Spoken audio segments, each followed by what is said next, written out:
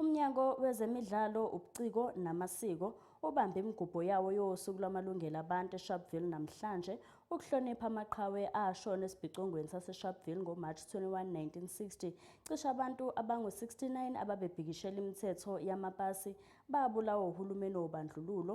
Ukukhumbula abashona kulesi sibhicongo, abasindile banxusa uhulumeni waseGauteng ukuthi uyinakekele kangcono indawo yesikhumbuzo.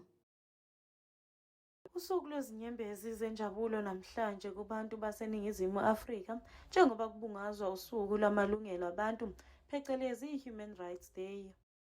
Owasinda ngokulambisa ngalolu suku lwesigameko ukhala-ke ngokunganakwa kwezisulu.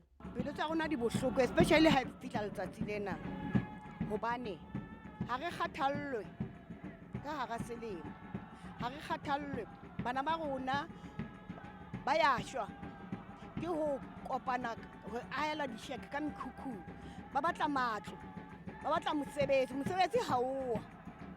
Ntate Lesotho o promise bana ba rona mesebetsi, empa le ha o le jwalo ba bang ba uthotse ba bang ha ba thola mesebetsi ya kgaolwa ka nako ba sa nahana.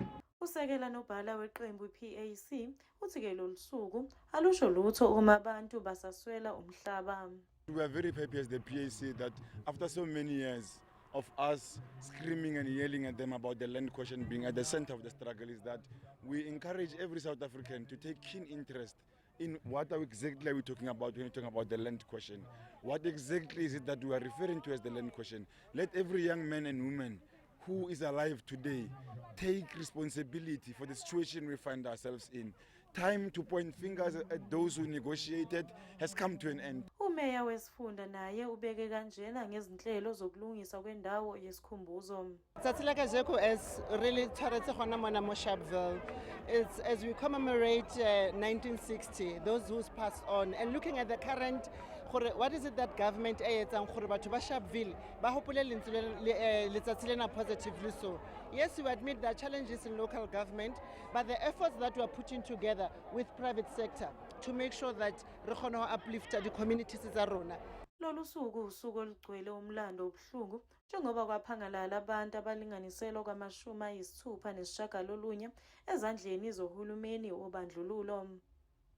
Ezindabeni zeSoweto TV, ngikuNokulunga Mthembu, ngiseSharpeville.